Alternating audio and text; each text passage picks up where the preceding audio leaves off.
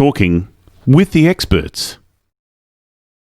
Hello and welcome to Talking with the Experts. My name's Rose Davidson from rosedavidson.com, and Talking with the Experts is about all things business by business owners for business owners, and you can find me on SoundCloud and on YouTube. And today my guest is Olivia Summerhill, and Olivia is going to speak with us about sticking with your niche. Now, I know as a female entrepreneur that it is very difficult to do that. We want to serve everyone, that's just in our nature, but as a marketer, you can't do that. It just doesn't serve your business. So keeping with your niche, it's obviously very imperative to do that. So a little bit about Olivia. She's the founder of Summerhill. Let me start again. She is the founder of Summerhill Wealth Management and works exclusively with affluent women, protecting their lifestyle throughout the divorce process. Oh dear, that's a very sad process. Olivia works closely with her clients' divorce mediators to negotiate the most advantageous settlements. After the divorce finalisation, Olivia uses her knowledge of behavioural finance to work with her clients on topics relating to a divorce's impact, specifically on their psychological behaviours such as self-awareness, money patterns, and the effective financial decision-making. Her female clients can control and maintain their living standards after the divorce is finalised. And she has a number of credentials, so I know that I'm speaking with a very knowledgeable person in this topic. So welcome, Olivia, and thank you so much for joining me. And what you are doing, I know, will help a lot of business women, and not just business women, but women in general, because I know that after divorce or during the divorce, their finances are decimated, and it's really, really a challenge. So, yeah, I look forward to discussing this with you in depth. So away you go. Tell me about why you need to have a niche and why it is so important as a business owner. Well, thank you again for having me today. And I know divorce and finances is not the most fun topic to discuss. It's rather intimidating for most people, that be females, males, doesn't matter. So when I started the company this year, in 2020, so last year now, I really made sure that I had a niche, because in finance, you can go anywhere. You can do retirement planning, investment planning, and you can do insurance planning. There's so many education planning, all these different things that you can go into. And what I found is if you are a jack of all trades, you're not going to get anywhere, and you're going to continue to, in 10, 20, 30 years, be doing the exact same thing. And it's not what you want to be doing. You're going to be helping everyone and never actually making a profit, making revenue, or helping people that you really can actually do a good job with. So I started my niche, and that is imperative for any business owner or anyone here today listening to actually want to create a business. Pick a niche, whatever it may be, stick with it. They're going to get so many people coming to you saying, oh, you can help this person, you can help this person, this type of crowd. It does not make sense in whatever field you're in to try to reach everyone in the masses. Really focus on having a niche and narrowing it down. It's going to take months of planning just to do that. So do you have any questions on that? It's such a broad topic. Yeah, I do agree with what you've said, because I was challenged trying to find where I actually fit in and what my business actually, where it actually fit into what I was trying to market. So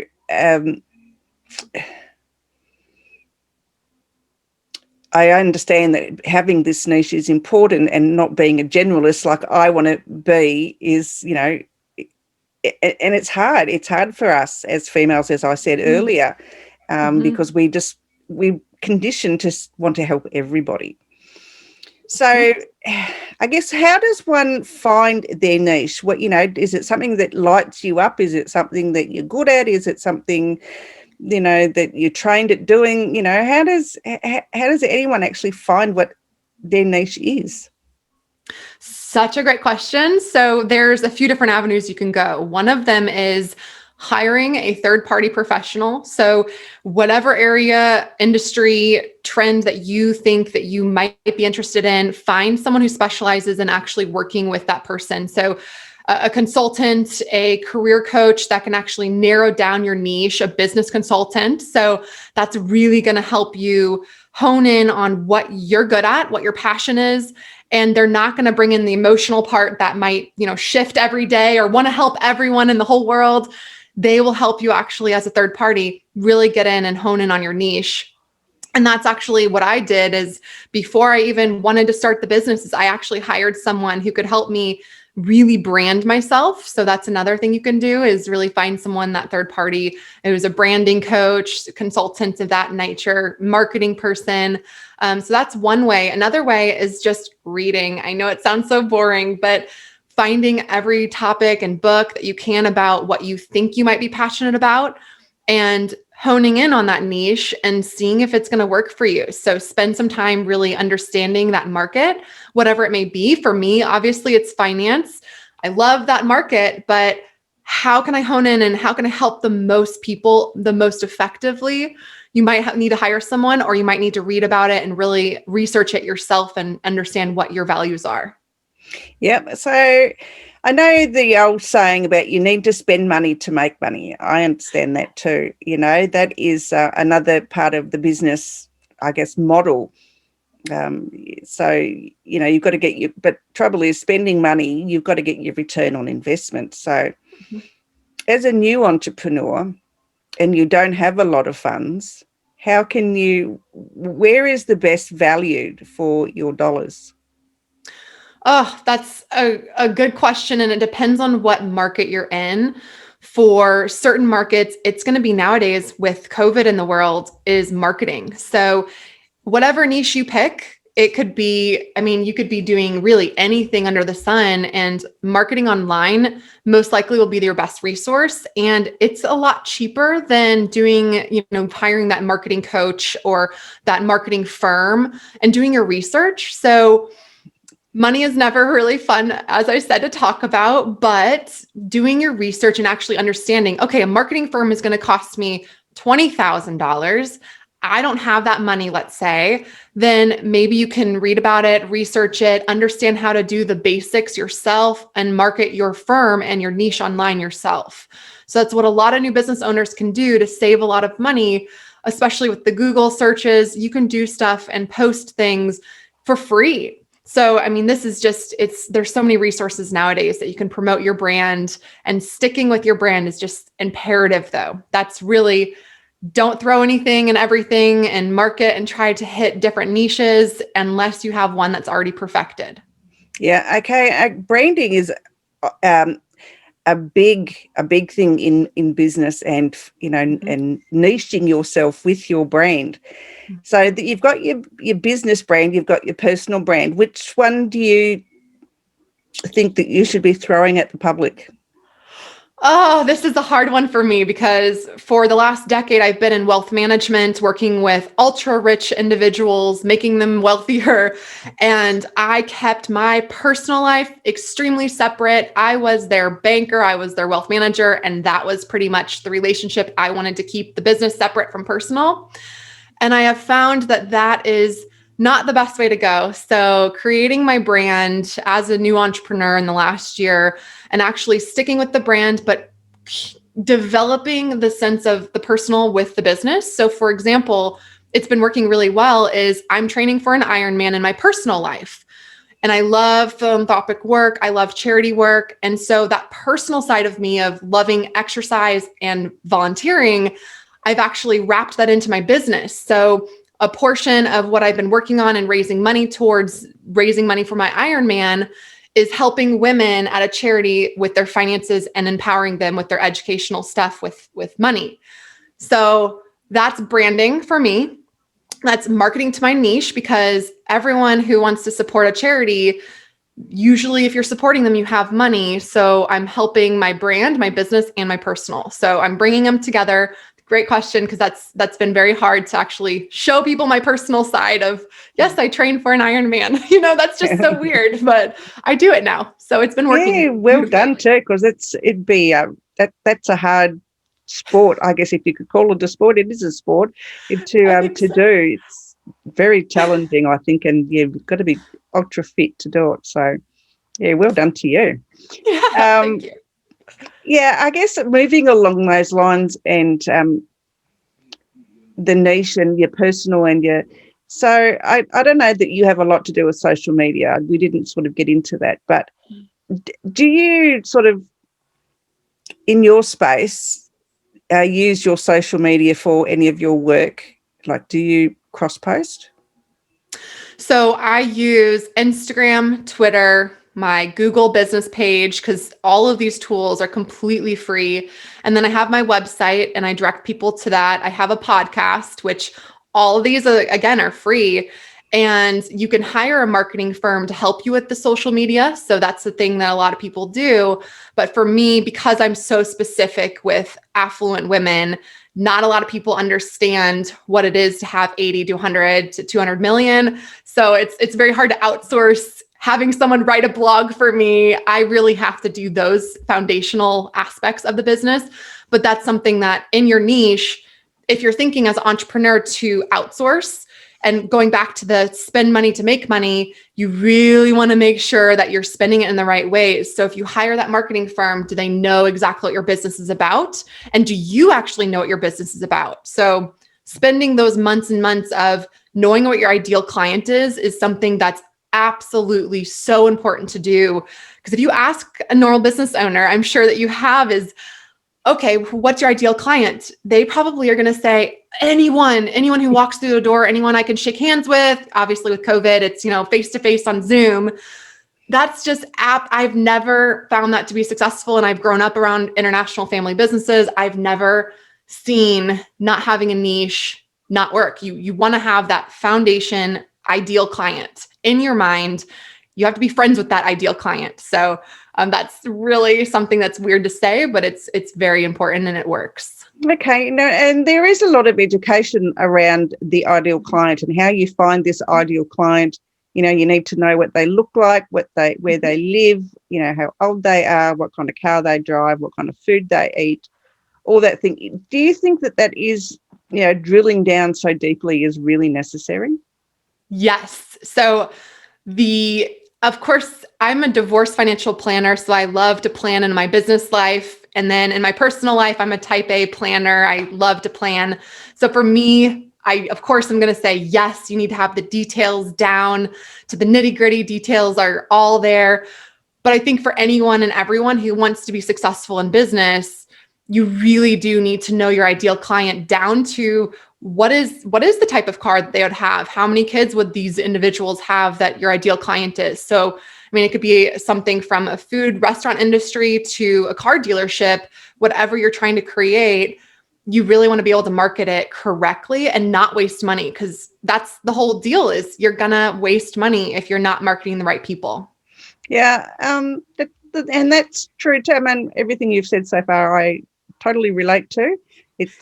But it is hard. It is hard to find that ideal client, to get so specific about, who you want to serve. So yeah, it is a difficult situation, but there is so much information out there. And tell me a little bit about your podcast. I'm very interested to learn about that. So I just started this because I love being and talking to people about what they do. And if I can be a resource, that's another thing as a business owner. If I can give educational tools, complimentary out there, or anything as a resource, that's only going to give good karma back to me. So as a business owner, I've created the podcast just almost like what you're doing, is you like to talk to people, you're helping business owners, and that's really helping you too, is everyone that I'm having on the podcast in 2021 is in the divorce world, or they're somehow associated with helping people in life transitions. And I'm sticking with my brand. So it's luxury realtors, it's going to be therapists, and the schedule that's coming out, it's just really a fun discussion, because divorce is not fun, but you can have the right people who have personalities on to give the right resources. So divorce attorneys, mediators, people who deal with business appraisals. So if you're in a divorce and your husband owned a huge company, you need to know how much that's worth. So all of those questions can be answered in the podcast. Perfect. And what's the podcast called? It's Divorce for Wealthy Women. I just actually put one on there today about values and owning your own values and knowing who you are as individual and as a woman. Because in a unit, in a relationship, so I'm married, you treat yourself as a unit, and that's a lot different than going in a divorce, post-divorce, and actually understanding your values and how they relate to your financial planning. So there's a lot of fun things to talk about. And I say fun because if you have to be forced to go through the process, you might as well make it a more pleasant experience and get the right knowledge if you can. Yeah, so. Yeah, totally. Yeah. And I think when you're in a marriage or in a partnership, you tend to lose yourself as a woman too. You say that you are a unit, but you tend to lose your own identity a little bit. And so when divorce comes, it sort of hits you like a smack in the face because you don't understand what you've done wrong to warrant the fact that that your spouse is no longer wanting to be with you. So and then you end up, because you've probably not contributed to the relationship in any way financially, you end up with diddly squat basically because, even though you might have put 20 or 30 years into the relationship. Yep. So, it's got to be quite devastating for those people that are going through that, male or female. But, females, I think, are more susceptible to the not contributing to the relationship or the business or whatever, because they're the candy on the business owner's arm basically. You are saying it exactly how it is. And what's unfortunate about the situation is I think a lot of people see that as, okay, well, that's not as devastating. You still, you're going to be okay. But they had that identity as the significant other, the eye candy, or the person who actually was taking care of the kids for 10, 15, 20 years. And that identity is ripped away, like you were saying. And so it is detrimental, devastating, and you have to have someone as a team advocating, being the advocate for you. So having the financial planner, the divorce attorney, really people on your side to help you. Because another thing that I see with women is we tend to be more intimidated in meetings because it's always the high-powered men, and in that room during divorce and whatever other situation you might be going through. So we shake our heads pretending we know what we're talking about. And a lot of times it's just not explained and we don't actually understand what's going on, but we're so intimidated. We just sit there and nod. So that's what I do, is try to incorporate what I do for women to not have that happen and not get it taken advantage of, because it's very prevalent, at least in the States, that I see all the time. Yeah, I'm sure it is here in Australia. Everywhere, people would just, as you say, they think they know what they're hearing, but they don't really understand what's being said to them, and so they sign on the dotted line and end up with nothing, and or end up with not their equal share. So which is totally unfair. Anyway. What else? Have you written any books? And I am so like, I've got to say, I haven't done a lot of research on you because I'd rather talk to you and you can tell me. Of course, yes. Yep. So haven't written any books, but that is on the chart. It will be someday in the future, because I think even though I'm in a very confidential and discreet business, there's still things that I can put into a book that is helpful for everyone, and it doesn't have to name names. So that will someday be somewhere. I will at least, I think what might be helpful for people to hear is, so how do you pick that niche and how do you stick with it? And, because I think that's, going back to the beginning, is really when you're in whatever industry you're in. So for me, it's finances. And I kept having females come to me post-divorce, and they were devastated. They didn't know what to do. They got their fair share, they thought, but they really didn't need me as a financial planner to give them a 30-year plan about, hey, in retirement, this is what you're going to do. That's not helpful for what they needed. They needed day-to-day help. Like, I don't know how to budget. I don't know what a credit score is. I don't know how to pay the mortgage because this is not something I've done before. So that created the wheels churning and what I'm going to actually do for the niche. So I think it can come natural, but you have to ask the right questions to actually create that niche. And when you're thinking about creating a business, asking the right people, doing informational interviews.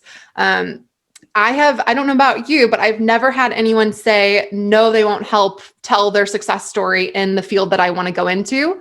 So the whole last decade I've been in finance, if there's something that I want to learn, I'll ask someone on LinkedIn. I'll just say, hey, I see you've been in this for 30 years. Can I ask, 15 minutes of your time just to hear your success story and ask some questions about your business?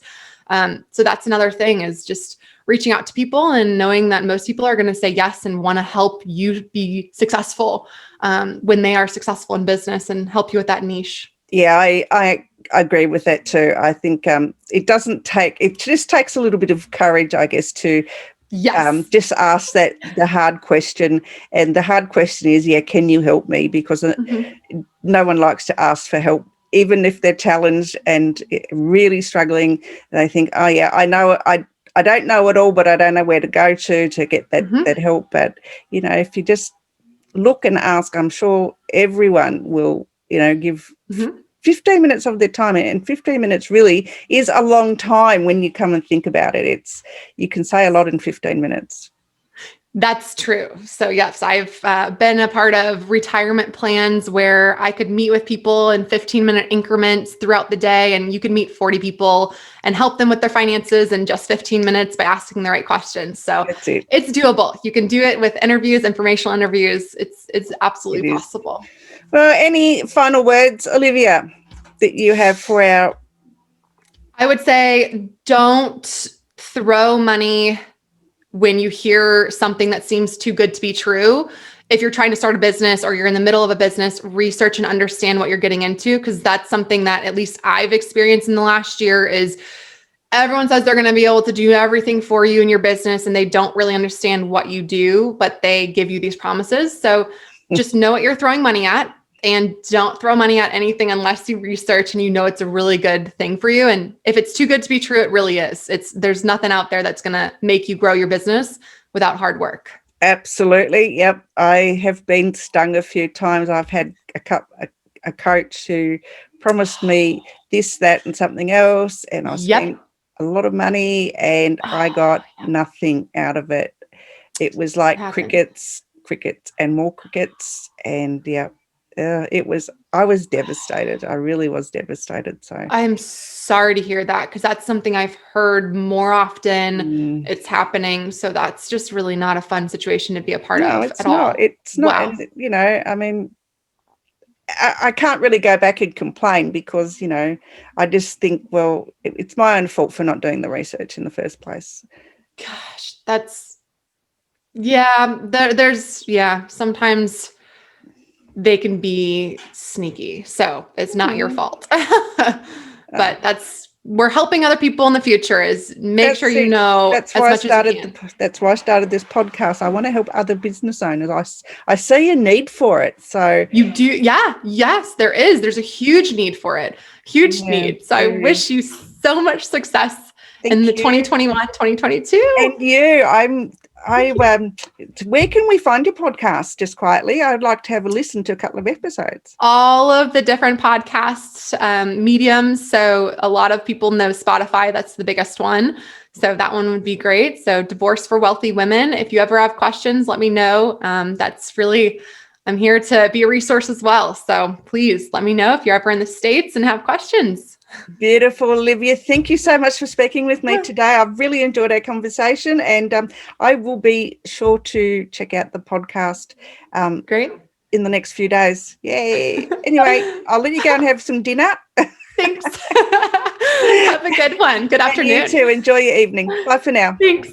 Bye.